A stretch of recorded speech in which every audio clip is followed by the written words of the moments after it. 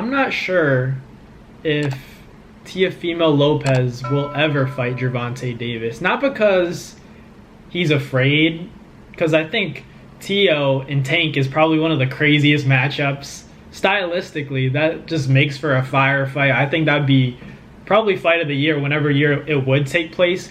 I'm just concerned that it'll never happen. Just taking into account, how Shakur Stevenson, Devin Haney, and Tank, they're in one pile because Shakur is eventually going to run out of time with his contract with Top Rank, and I think that he knows that in order to make the big fights happen, Shakur would have to go to PBC, or he'd have to go elsewhere. I think it's hard to do business with Top Rank if you're a different promotional company. Any promotional company, it's hard if you're on the other side of the street. All that talk, but Teofimo Lopez, he's still locked in with Top Rank. His contract isn't over yet. He has more time, so I'm curious if we'll ever see the takeover Teofimo Lopez face a guy like Gervonta Davis, because we know that Tank is with PBC and GTD Promotions, his own promotional company. So I feel like it would make that fight really hard to make. Just from a negotiation and financial standpoint, I feel like it would be hard to choose who's the A side, who's the B side, even though on paper it's hard to say, because even with Teofimo's most recent accolades of being a title holder at 140, that and taking the belts from Josh Taylor, like that's a huge accomplishment in itself, resume wise. He's beaten Loma, so his resume, Teofimo's resume, is already better than Tank's, realistically speaking. Now I think Tank, probably, I give the edge to Tank if Teofimo and Tank were to fight. But right now, at this moment, on paper, I think that Teo might have to be the A side. If we're strictly talking about records and resumes only. But we know that's not how boxing works. It's also about what you bring to the table pay-per-view wise. And Tank is as big as it gets. I mean, doing 1.2 million buys with Ryan Garcia. Obviously, Ryan has his own fan base as well. But Tank was selling that fight just as much. The antics, the outfits, making yourself marketable, and being a little bit controversial. Tank's had his legal troubles. He knows that. And he's been able to back up his performances with, a lot of skill, a lot of power, and being very explosive. Just his skill set alone is unmatched, really.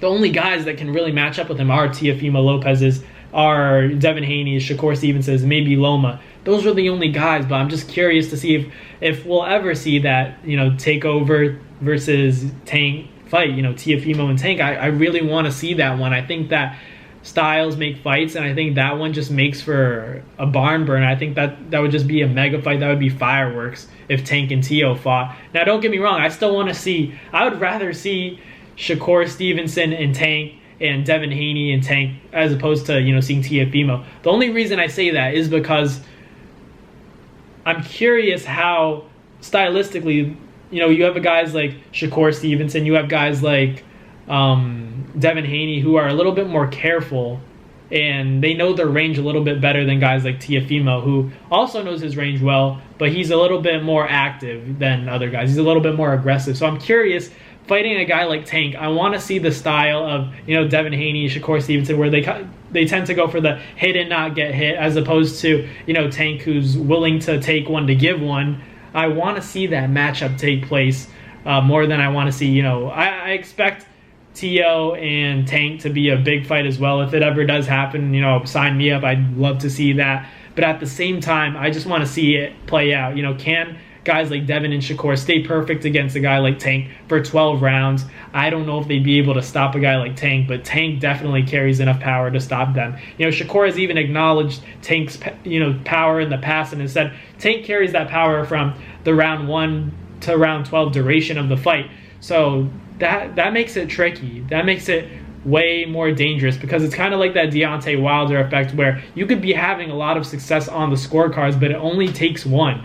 And on top of that, Tank has the footwork, he has the hand speed, he has the fast twitch muscles to take you out as well. Deontay Wilder, he's not really a fundamentally sound boxer. He just has that one shot, bang, good night. He might double up a jab and then throw something to the body, but that right hand to he's looking for a headshot. But Tank, he could hurt you to the body, he could hurt you with either hand, power in both hands, and he's just so dynamic. So man, Tank's just a tough matchup for anybody. But I'm just curious, do you guys think, let me know in the comments if I'm off here, do you guys think Teofimo and Tank will ever fight? I think that's probably the most entertaining, TV fight, pay-per-view fight.